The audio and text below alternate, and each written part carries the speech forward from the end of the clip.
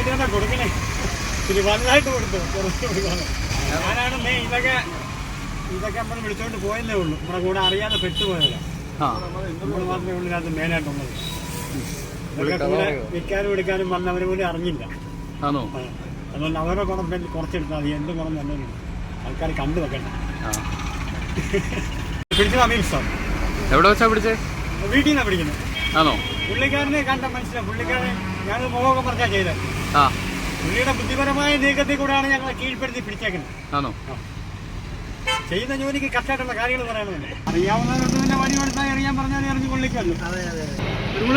കള്ളന്മാർക്ക് അതായത് 1 രൂപ മുതൽ ഒരു പിന്ന് വരെ കിട്ടിയാൽ എടുക്കുന്നു.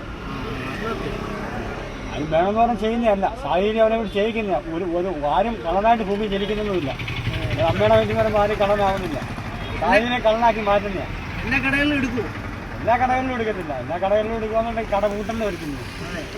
ചില കടകൾ മാത്രമേ എടുക്കൂ. ചില കടകളല്ല, നമുക്ക് നമ്മുടെ വിശ്വാസത്തിന് കാണിച്ചു കഴിഞ്ഞാൽ നമ്മൾ ചെയ്യും.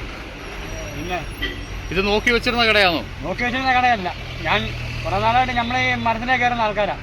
അപ്പോൾ അയാൾ ഇങ്ങനെ കാര്യങ്ങളൊക്കെ വില കുറച്ച് കാര്യങ്ങളൊക്കെ ചെയ്ത് കുറെ നാളായിട്ട് ഞാനത് മനസ്സിലാക്കി വെച്ചിരുന്നതാണ്. അപ്പം പിന്നെ അയാൾക്കാർ ഇരിക്കട്ടൊരു പണിയെന്ന് പറഞ്ഞ് ചെയ്തു.